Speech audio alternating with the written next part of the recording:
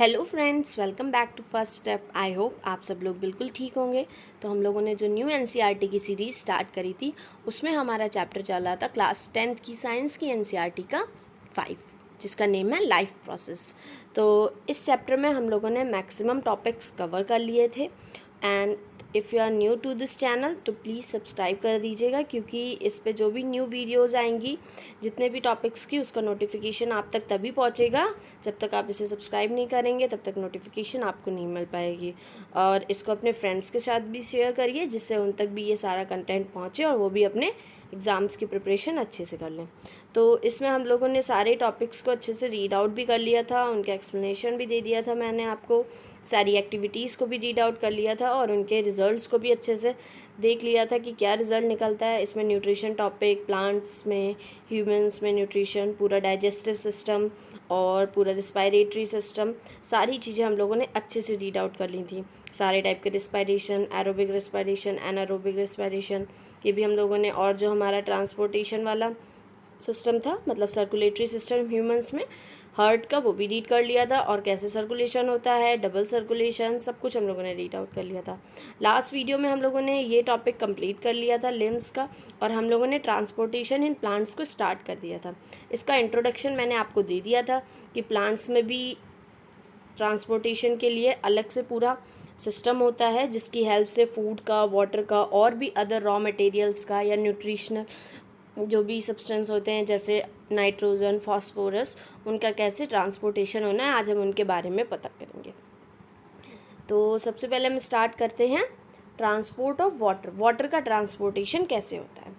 तो पहले हम लोग पढ़ चुके हैं कि वाटर और मिनरल किसकी हेल्प से मूव करते हैं, जाइलम की हेल्प से मूव करता है। जाइलम और फ्लोएम आप लोग क्लास 9th में पढ़ चुके होंगे जब आप लोगों ने टिश्यू चैप्टर पढ़ा होगा। तो ये एक तरीके के वस्कुलर टिश्यूज़ होते हैं जो वाटर और फूड के ट्रांसपोर्ट में हेल्प करते हैं। तो अब हम बात करते हैं xylem. In xylem tissue vessels, tracheids of the root system, root, stem and leaves are interconnected to form a continuous system of water conducting channel reaching all parts of the plants। आप लोगों ने xylem tissue में 4 तरीके के tissues पढ़े होंगे। उसमें vessels होते हैं, ट्रैकेट होते हैं, जाइलम फाइबर होते हैं, जाइलम पैरेन्काइमा होते हैं। तो यहाँ पे उन्हीं की वेसल्स और जो ट्रैकेट्स होते हैं वो कैसे वाटर को ट्रांसपोर्ट करवा रहे हैं उसका बता रहे हैं कि पूरे रूट्स में, पूरे शूट में, ऐसे करके ना पूरे ये ट्रैकेट्स और वेसल का एक पूरा नेटवर्क बना हुआ होता है, जिसकी हेल्प से जो वाटर होता है वो मूव करता है पूरे नेटवर्क में। मतलब आप कह दीजिए कहीं आपको वाटर का सप्लाई करना होता है अपने घर में, तो आप लोग क्या करते हैं, पाइप से कनेक्शन देते हैं ना। तो वो उसी तरीके का एक यहाँ पे भी ट्यूब लाइक स्ट्रक्चर है, कहाँ से, रूट से लेके, मतलब जहाँ जहाँ तक सारा वाटर को जाना है, मिनरल्स को जाना है, वहाँ तक ये स्ट्रक्चर पूरा फैला हुआ होता है, ट्यूब का सारा कनेक्टेड होता है। नेक्स्ट यहाँ पे क्या बताया इन्होंने, उसको देखते हैं।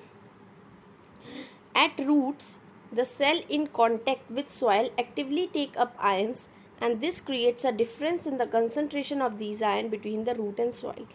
अच्छा, क्या होगा जब हम लोगों ने क्लास 9th में प्रोसेस पढ़े थे, डिफ्यूज़न, ऑस्मोसिस पढ़े थे ना, तो उसमें क्या हो रहा था, जब कहीं पे किसी चीज़ का लो कंसंट्रेशन होता था और उसके पास वाले मीडियम में हाई कंसंट्रेशन होता था उस चीज़ का, तो एक तरीके का ग्रेडियंट बनता था, मतलब डिफरेंस आता था उस सब्सटेंस में।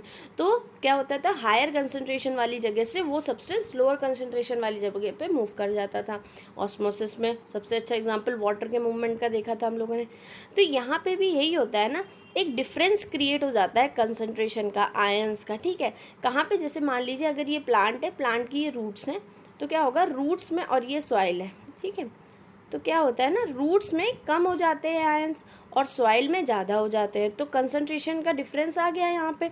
तो फिर क्या होगा, रूट से मतलब सॉइल से रूट में क्या चले जाएंगे, आयंस चले जाएंगे या वाटर चले जाएंगे। ठीक है, तो ये कंसंट्रेशन का डिफरेंस होना बहुत ज़रूरी है, वरना कोई भी चीज़ का या कोई भी मिनरल का या वाटर का मूवमेंट नहीं होगा। ठीक है, नेक्स्ट क्या बोला है, water therefore moves into the root from the soil to eliminate this difference. जो ये डिफरेंस क्रिएट हो जाता है ना, इसको खत्म करने के लिए वाटर कहाँ जाता है, सॉइल से रूट में चला जाता है। This means that there is a steady movement of water into root xylem, creating a column of water that is steadily pushed upward. जो ये अब जैसे ये रूट्स थी, रूट्स में क्या हुआ, रूट्स में बहुत सारा जो वाटर आया वो कहाँ से आया, सॉइल से आ गया। अब ये क्या होगा, जब ये कंसंट्रेशन का डिफरेंस बना था तभी ये वाटर सॉइल से रूट्स में आया था। उसके बाद क्या हुआ, ये रूट के जो जाइलम टिश्यूज़ रूट में भी प्रेजेंट है, स्टेम में भी प्रेजेंट है, हर जगह प्रेजेंट है, लीफ में भी प्रेजेंट है, जहाँ जहाँ तक वाटर जाना है वहाँ पे हर जगह पे ये जाइलम के टिश्यूज़ प्रेजेंट है। तो जो रूट्स के जाइलम थे उन्होंने एक कॉलम क्रिएट किया। कॉलम का मतलब जब ये ऐसे करके स्ट्रक्चर था उसमें वाटर मूव करा अपवर्ड। तो ये क्या होगा, अब क्या होगा, ऊपर वाली जगह पे और वाटर कम हो जाएगा, मतलब ऐसा फिर से ग्रेडियंट बनेगा, तो ये वाटर फिर ऊपर मूव करेगा। तो ऐसे करके धीरे धीरे करके ये कॉलम लाइक स्ट्रक्चर में मतलब ऊपर को पुश होता जाता है। ठीक है, जब तक डिफरेंस नहीं क्रिएट होगा तब तक पानी मूव नहीं करेगा, और जब जहाँ पे कमी होगी पानी वहीं पे तो जाएगा। अब वहाँ पे कोई बैठा तो हुआ नहीं है कि पानी को ऊपर की तरफ खींचे प्लांट में, तो यही एक तरीके का प्रोसेस बनता है जिसके कारण वाटर का मूवमेंट अपवर्ड होता है, अपोजिट टू द डायरेक्शन हो रहा है। ठीक है, तो आप याद रखेंगे जो वाटर का मूवमेंट है वो ऊपर की तरफ होता है, कहाँ से, रूट से स्टेम की तरफ या लीव्स की तरफ। ठीक है, नेक्स्ट क्या बताया गया, however this pressure by itself is unlikely to enough to move the water over the height that we commonly see in plant uses another strategy to move water in xylem upward to the highest point। तो मैं बता रही थी ना कि कैसे move करेगा water का, एक तो मूवमेंट अपोजिट डायरेक्शन में हो रहा है, ऐसे तो सारी चीज़ें ग्रेविटेशनल उसकी कारण नीचे को मूव करती हैं, ठीक है, ग्रेविटी के कारण, बट यहाँ पे वाटर को अपोजिट डायरेक्शन में मूव करना है। तो इसके लिए ना प्लांट्स में बहुत सारे प्रोसेस होते हैं जिनको आप लोग डिटेल में क्लास 11th में पढ़ेंगे। वैसे मैं आपको बता देती हूँ, जैसे जो एक तरीके का लीफ से जो वाटर लॉस होता है ना बहुत अमाउंट में, तो वो एक तरीके का प्रेशर जनरेट करता है, पुल का प्रेशर, कि पानी नीचे से ऊपर की तरफ पुल करें। ठीक है, कि वो ऊपर तरफ आएगा तो वो सब तक पहुंच जाएगा। तो ये एक तरीके का आप लोग डिटेल में इसको क्लासेस हायर क्लासेस में रीड करेंगे। अभी आपको याद रखना है कि एक स्पेशल टाइप की स्ट्रेटजी यूज़ करते हैं प्लांट्स, जिससे कि वाटर मतलब इतना लंबा लंबा हाइट का ट्रीज होते हैं तो वहाँ पे मूव करने में दिक्कत ना हो, इसलिए प्रॉपर तरीके से मूव हो जाए। नेक्स्ट क्या दिया गया है, तो यहाँ पे वही हाइट वाला आपको एक्सपेरिमेंट बताने के लिए कहा गया है, तो आप लोग इसको रीड कर लेंगे और इसमें कोई इशू नहीं होगा। यहाँ पे मैं अब नेक्स्ट बताती हूँ, उसको पूरा एक्सप्लेन कर देते हैं। देखिए कि यहाँ पे क्या करेंगे अब plants, provided that plant has an adequate supply of water, the water which is lost through the stomata is replaced by the water from the xylem vessels in the leaf।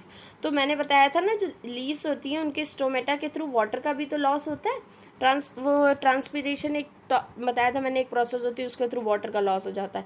तो वही हुआ है, लीव्स के through water का loss हो गया stomata के through, उसके बाद क्या होगा, फिर जाइलम वेसल की हेल्प से रूट से पानी आ जाएगा। यहाँ पे देखिए कितने अच्छे से ये डायग्राम बताया गया एरो की हेल्प से कि कैसे रूट से वाटर आया।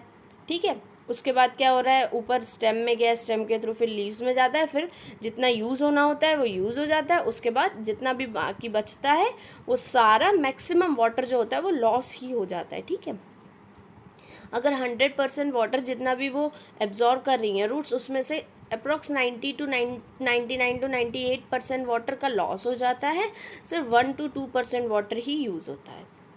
नेक्स्ट हम बात करते हैं, in fact evaporation of water molecules from the cells of leaf creates a suction which pulls water from the xylem cells of the roots, and the loss of water in the form of vapor from the aerial parts of the plant is known as transpiration। अच्छा, यहाँ पे बताया भी गया है, ठीक है, कि जो ट्रांसपिरेशन है वो कैसे हो रहा है, कि जब लीव्स से ये वाटर वेपर्स के वाटर मॉलिक्यूल्स इवेपोरेट हो गए तो लीव्स में एक सक्शन मतलब होता है जब आप लोग स्ट्रॉ से कोई चीज़ को सक करते हैं, ठीक है, कोल्ड ड्रिंक्स वगैरह पीते हैं तो स्ट्रॉ से आप लोग सक्शन का फोर्स लगाते हैं तभी तो वो कोल्ड ड्रिंक आपके माउथ में जाती है। तो यहाँ पे भी जब लीव से सारा पानी चला जाता है, वाटर मॉलिक्यूल्स इवेपोरेट हो जाते हैं, तो वो भी एक तरीके का सक्शन पुल लगाती हैं, जिसकी हेल्प से क्या होता है, जाइलम सेल्स रूट से पानी को ऊपर की तरफ लेके आते हैं। और यही जो लॉस ऑफ वाटर है किस फॉर्म में, वेपर के फॉर्म में, एरियल मतलब जो टॉप मोस्ट पार्ट्स होते हैं, टॉप मोस्ट पार्ट कौन है, लीफ है। तो यहाँ से जब वाटर का लॉस हो रहा है तो वही उसी को हम लोग क्या कहते हैं, ट्रांसपिरेशन कहते हैं। तो यहाँ पे नेक्स्ट लाइन में बोला गया है, thus the transpiration help in the absorption of upward movement of water and mineral dissolve in it from the roots to the leaves. तो यही पे जो ट्रांसपिरेशन प्रोसेस है यही हेल्प करता है किसका, वाटर और मिनरल्स का, जो भी रूट्स में होते हैं ना, मतलब सॉइल में जो भी प्रेजेंट होता है वो रूट्स की हेल्प से ऊपर एब्जॉर्ब होता है, उसके बाद वो लीव्स तक पहुंचता है। ठीक है, तो जो ये ऊपर एक्टिविटी आपको दी गई थी ना, इसको मैं आपको एक बार रीड आउट करा देती हूँ कि take 2 small pots of approximately the same size having the same amount of soil. One should have a plant in it and place a stick of same height as the plant in the other pot. Cover the soil in both the pots with the plastic seeds so that the moisture cannot escape by evaporation. Cover both the seed, one with the plant and the other with the stick with the plastic seed, and place in the bright sunlight for half an hour and फिर observe करिए। तो इसमें बोला गया आप एक pot लीजिए, 2 pots लीजिए, उसमें एक में आपको प्लांट लगा देना है। ठीक है, एक में ये, आई होप मेरी ड्राइंग बहुत गंदी है बट इसमें आप देख लीजिए, दूसरे में आपको प्लांट नहीं लगाना है, इसमें बस एक स्टिक लगानी है। अब इसको पूरे को कवर कर दीजिए, किससे, पॉलीथीन से। एक इसको भी पूरे पॉलीथीन से कवर कर दीजिए। ठीक है, क्योंकि जितना भी सनलाइट की प्रेजेंस में जो सॉइल में वाटर है वो एवोपरेट ना हो जाए। ठीक है, तो अब क्या होगा, जो ये प्लांट वाला है ना, प्लांट वाला, इसमें क्या होगा, जब सनलाइट में आप रखेंगे तो इसमें ट्रांसपिरेशन का प्रोसेस होगा लीव्स के थ्रू। तो जो वाटर होगा ना, वो यहाँ पे जो पॉलीथीन होगी उस पर वाटर के ड्रॉपलेट्स आपको नज़र आएंगे। ठीक है, तो कैसे, वाटर के ड्रॉपलेट्स यहाँ पे आपको नज़र आएंगे इस वाले पे। ठीक है, बट जो ये वाला होगा ना, ये वाला, इसमें कोई भी वाटर के ड्रॉपलेट्स नज़र नहीं आएंगे क्योंकि इसमें तो कोई लीव्स ही नहीं है, तो इसमें ट्रांसपिरेशन नहीं होगा और इस वाले में ट्रांसपिरेशन होगा। तो यही प्रोसेस आपको दिखा रहे थे, तो इसलिए मैंने आपको पहले ट्रांसपिरेशन एक्सप्लेन किया कि क्या होता है, फिर आपको ये एक्टिविटी अच्छे से समझ में आई होगी। नेक्स्ट क्या बताया गया, it also help in temperature regulation and the effect of root pressure in transport of water is more important at night. During the day when the stomata are open, the transpiration pull becomes the major driving force in the movement of water in xylem. तो यहाँ पे ये बता रहे हैं ये temperature को भी रेगुलेट करता है प्लांट्स में। प्लांट्स में कोई अलग से ब्लड का सर्कुलेशन तो होता नहीं है जो टेम्परेचर को रेगुलेट करे हमारी बॉडी में, तो यहाँ पे क्या होता है, वाटर से ही पूरे प्लांट का टेम्परेचर मेंटेन होता है। जब एक्सेस वाटर, जब प्लांट को मतलब ज़्यादा पानी की ज़रूरत होती है तो ट्रांसपिरेशन कम हो रहा होता है, जब एक्स्ट्रा पानी होता है तो वो सारा लॉस हो जाता है। तो और रूट प्रेशर जो होता है, मतलब यहाँ पे बात करिए, the effect of root pressure in transport of water is more important at night. तो रूट प्रेशर का जो इफेक्ट होता है वो रात में ज़्यादा इंपॉर्टेंट होता है, क्योंकि दिन के समय में क्या होता है, स्टोमेटा हमेशा ओपन रहते हैं, तो ट्रांसपिरेशन जो पुल होता है वो बहुत ज़्यादा हाई होता है, क्योंकि सनलाइट की प्रेजेंस में, क्योंकि स्टोमेटा ओपन क्यों होता है, क्योंकि उन्हें CO2 का गैसेस का एक्सचेंज करना होता है और फूड का फॉर्मेशन करना होता है ना, इसलिए स्टोमेटा ओपन रहते हैं। और यहाँ पे ट्रांसपिरेशन प्रोसेस जो होता है वो हाई हो जाता है, क्योंकि स्टोमेटा ओपन है तो वाटर का लॉस ईजिली हो जाता है। तो आई होप आपको ये जाइलम के थ्रू वाटर और मिनरल्स का ट्रांसपोर्टेशन समझ में आ गया होगा। नेक्स्ट बात कर लेते हैं फूड के ट्रांसपोर्ट की। फूड का ट्रांसपोर्ट कौन कराता है, फ्लोएम। ठीक है, so far we have discussed that the transport of water and minerals in plant. Now let us consider how the product of metabolic process, particularly photosynthesis, are moved from leaves where they are formed to the other parts of plant, and this transport of soluble product of photosynthesis is called translocation. It occurs in the part of vascular tissue known as phloem. तो xylem ने water को पहुंचाया इधर उधर। अब leaves में जो food बनाया, फूड स्टोर हुआ किस फॉर्म में, स्टार्च की फॉर्म में। अब वो भी तो सबके पास जाना है भाई, रूट्स को पानी लाने के लिए कुछ काम करना है, उसको एनर्जी चाहिए ना, तो एनर्जी कहाँ से मिलेगी, जब उसे फूड मिलेगा। और फूड कौन बनाती है, लीव्स बनाती हैं। तो लीव्स की जगह से जो फूड जाना है उसे कैसे जाना है, वो किसी सब्सटेंस से डिजॉल्व होता है, पहले उसके साथ मतलब घुल जाता है, उसके बाद वो फ्लोएम का जो टिश्यू होता है, जैसे जाइलम का पहले नेटवर्क फैला हुआ है ना पूरे प्लांट में, ऐसे ही फ्लोएम के टिश्यूज़ भी फैले हुए हैं। फ्लोएम में भी आप लोगों ने 4 तरीके के टिश्यूज़ पढ़े होंगे, sieve tubes, companion cell, phloem fibre, phloem parenchyma करके ऐसे पढ़े थे ना 4 क्लास 9th में, तो वही हेल्प कर रहे हैं। और इसका जो प्रोसेस का नेम होता है ना, जब वो सॉल्युबल प्रोडक्ट के फॉर्म में मिक्स होके फोटोसिंथेसिस से जो बनाई है स्टार्च, वो जब प्लांट्स के और पार्ट पे जाएगा तो उस प्रोसेस को कहते हैं ट्रांसलोकेशन। ओके, वाटर का जो अपवर्ड पुल था उसे कह रहे थे ट्रांसपिरेशन, और यहाँ पे जो फूड को मूवमेंट है अदर पार्ट्स तक सॉल्युबल फॉर्म में, उसको कहते हैं ट्रांसलोकेशन। ठीक है, तो अब नेक्स्ट रीड करते हैं। Beside the product of photosynthesis the phloem transport amino acid and other substance. जैसे वाटर के साथ मिनरल जा रहा था डिजॉल्व फॉर्म में, इसमें भी फूड के अलावा और भी इंपॉर्टेंट सब्सटेंस का ट्रांसफ़र हो जाता है फ्लोएम की हेल्प से, जैसे अमीनो एसिड्स हैं उसके बाद the substance are specially delivered to the storage organ of roots, fruit, seeds and to the growing organ. देखिए जहाँ पे पार्ट ग्रो कर रहा होता है, हम लोग कहते हैं छोटे बच्चे को अच्छे से खाना खिलाइए क्योंकि उसकी ग्रोथ का फेज चल रहा है, तो उसे अच्छे से डाइट दीजिए पूरी कि उसकी ग्रोथ प्रॉपर हो सके। तो यहाँ पे भी वही बात करें, जहाँ पे प्लांट की ग्रोथ का मेजर पॉइंट होता है वहाँ पे बहुत सारा ये फूड जाता है, जैसे रूट्स, जहाँ पे रूट्स बन रही हैं, ठीक है, जहाँ पे स्टोर हो जाएगा रूट्स में। उसके बाद फ्रूट्स में, क्योंकि फ्रूट्स तो बहुत न्यूट्रिशियस होते हैं, उसमें तो बहुत सारा अच्छी हेल्दी चीज़ें होती हैं, प्लांट ही तो वहाँ पे स्टोर कर रहा है जो उसने फोटोसिंथेसिस की हेल्प से बनाया, तो वहाँ पे जाएगा। जो नई सीड का फॉर्मेशन होना है वहाँ पे जाके फूड स्टोर हो जाएगा, डिलीवर हो जाएगा। तो ये सारा जो प्रोसेस होता है किसके थ्रू होता है, ट्रांसलोकेशन के थ्रू होता है। और कौन से टिश्यू हेल्प करते हैं, phloem tissue. The translocation of food and other substance takes place in the sieve tube with the help of adjacent companion cell both in upward and downward direction। अब देखिए मैंने नेम तो आपको पहले ही बता दिए थे, फ्लोएम के टिश्यूज़ के सीव ट्यूब हैं, कंपेनियन सेल हैं। तो सीव ट्यूब कंपेनियन सेल की हेल्प से ये मूवमेंट करा रहे हैं फूड का और भी अदर सब्सटेंस का। अब जैसे हम लोगों ने पढ़ा था जाइलम में वाटर का मूवमेंट सिर्फ अपवर्ड था, बट क्या होता है जो फूड का मूवमेंट होता है वो अपवर्ड और डाउनवर्ड दोनों डायरेक्शन में होता है। आप सोचेंगे अपवर्ड और डाउनवर्ड दोनों डायरेक्शन में कैसे हुआ, जब लीफ ने फूड बनाया, ठीक है, तो उसे रूट्स तक पहुंच जाना था, ठीक है, अभी खिलाने के लिए, तो जा रहा है भाई डाउनवर्ड फूड फ्लोएम की हेल्प से। तो और एक्स्ट्रा फूड भी तो स्टोरेज के लिए जा रहा था रूट्स में। तो वो फूड जब लीव्स फूड नहीं बना पाती हैं, कुछ सीजन्स ऐसे आते हैं प्लांट्स जब अपनी लीव्स को सेट कर देते हैं, गिरा देते हैं, तब उस समय तो फूड कौन बनाएगा।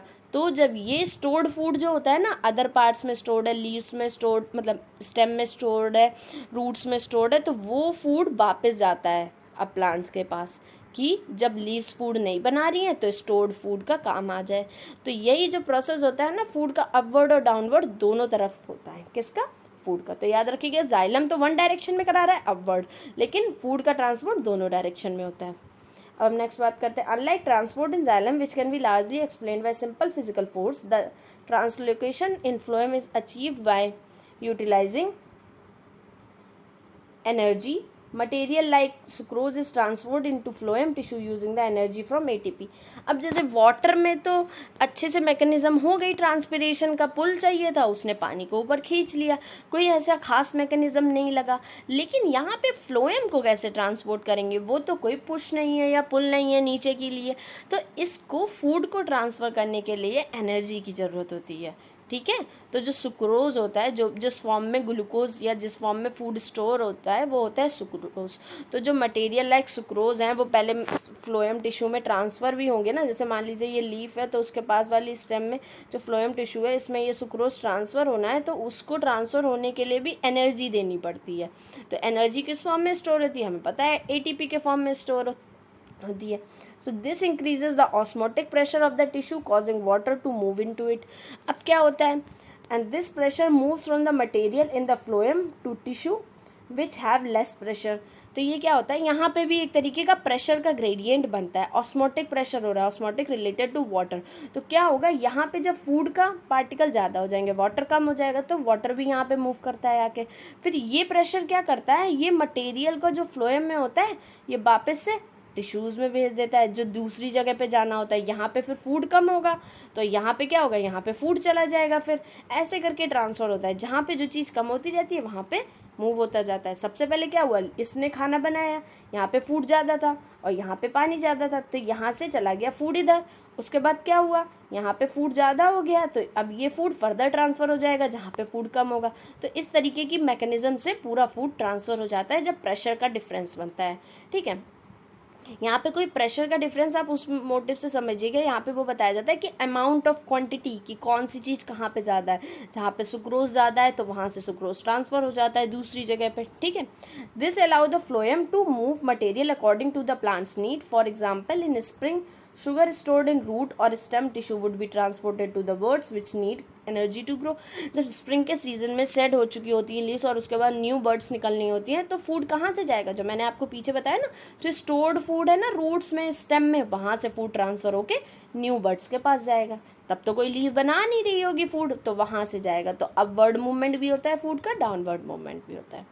नेक्स्ट हम लोग इंटेक्स क्वेश्चन डिस्कस कर लेते हैं। आई होप आपको ट्रांसपोर्टेशन इन प्लांट्स अच्छे से फ्लोएम जाइलम का समझ में आ गया हो, और अगर कोई भी डाउट हो तो आप कमेंट सेक्शन में पूछ सकते हैं, और अगर आपको वीडियो पसंद आ रही हो तो इसे लाइक भी करिएगा।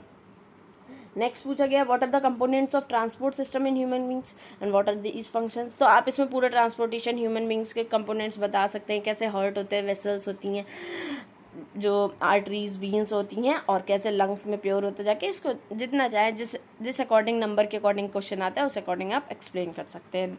ठीक है। Why it is necessary to separate oxygenated और डीऑक्सीजनेटेड ब्लड सेपरेट होगा तो उसके कारण क्या होता है, बॉडी टेम्परेचर मेंटेन होता है। ठीक है, प्रॉपर ब्लड के कारण, और प्योर और इम्प्योर ब्लड तो यहाँ पे ऊपर एक्सप्लेन किया गया था ना, मैंने आपको समझाया था। यहाँ पे देखिए, जब हम लोग डबल सर्कुलेशन और सिंगल सर्कुलेशन पढ़ रहे थे, यहाँ पे ये लिखा था in animals that do not use energy for this purpose. यहाँ पे लिखा हुआ है this is useful in animals the separation allow highly efficient supply of oxygen into body. This is useful in animal that have high energy needs such as birds and mammal which constantly use energy to maintain their body temperature. ठीक है, mammals में और birds में ज़रूरी होता है कि blood की मिक्सिंग ना हो, क्योंकि उन्हें उसकी हेल्प से बॉडी का टेम्परेचर मेंटेन करके रखना होता है, और कुछ एनिमल्स में ऐसा नहीं होता है, जैसे फिशेज हैं, एम्फीबियंस हैं। ठीक है, तो नेक्स्ट क्वेश्चन रीड करते हैं हम लोग। नेक्स्ट क्वेश्चन क्या बताया गया है कि what are the components of transport system in highly organised plant. Xylem and fibre tissues को एक्सप्लेन कर सकते हैं, कैसे पूरा ट्रांसपोर्ट सिस्टम जाइलम वाटर को कैसे मूवमेंट कराता है इसमें बता सकते हैं। And how are water and mineral transported with the help of xylem tissue by the process, जिसमें वो प्रोसेस कौन सा, ट्रांसपिरेशन को भी आप डिफाइन कर सकते हैं। How food is transported in plant, पूरा आप अच्छे से एक्सप्लेन कर सकते हैं। अगर आप पॉइंट वाइज एक्सप्लेन करेंगे तो इसमें आपको नंबर ज़्यादा मिलने के चांसेस होते हैं, क्योंकि पॉइंट वाइज जो होते हैं सारे पॉइंट्स समझ में आ रहे होते हैं कि पहले ये हुआ, उसके बाद फूड लीव्स में बनाए, लीव्स के बाद फिर कहाँ पे ट्रांसफ़र होगा, टिश्यूज़ में ट्रांसफ़र होता है, किसकी हेल्प से, एटीपी यूज़ होती है सुक्रोज को ट्रांसफ़र करने के लिए पड़ोस वाले टिश्यू में। तो ऐसे करके पूरा आप बता सकते हैं, और इस प्रोसेस को ट्रांसलोकेशन कहते हैं। तो आई होप आपको इस क्वेश्चंस भी समझ में आ गए होंगे। तो नेक्स्ट टॉपिक जो हमारा लास्ट बचा हुआ है एक्सक्रीशन इन ह्यूमंस ही है इसमें मेनली, तो उसको हम लोग, और प्लांट्स का भी बताया गया है थोड़ा सा, बिल्कुल स्मॉल एक पैराग्राफ दिया गया, उसके बाद हमारा चैप्टर कंप्लीट हो जाएगा, और इसको पूरा कंटिन्यू करेंगे हम लोग नेक्स्ट टॉपिक मतलब नेक्स्ट वीडियो में। और इसका थोड़ा सा इंट्रोडक्शन जानते हैं आप लोग, कैसे जो भी वेस्ट प्रोडक्ट बने हैं उसको कैसे बॉडी से बाहर निकालना है, उनको कैसे, how organism get rid of the gaseous waste generated during the photosynthesis, respiration and other metabolic activities, जिससे भी नाइट्रोजनस वेस्ट मटेरियल बनता है मेनली, उसको कैसे रिमूव करना है बॉडी से।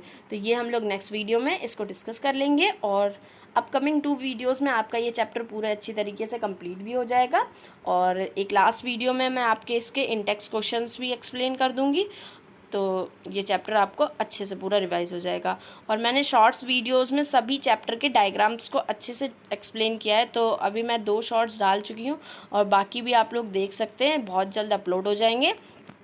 और अगर आप चैनल पे न्यू हैं तो प्लीज़ इसे लाइक करिएगा और सब्सक्राइब भी कर दीजिएगा, जिससे हर न्यू वीडियो का नोटिफिकेशन आप तक पहुंच जाए और आप लोग अच्छे से पूरी एनसीईआरटी को समझ सकें। और अपने फ्रेंड्स के साथ भी शेयर करिएगा, जिससे वो अपना रिवीजन और बोर्ड्स की प्रिपरेशन अच्छी कर सकें। So make sure to like, share and subscribe, and thank you for watching the video.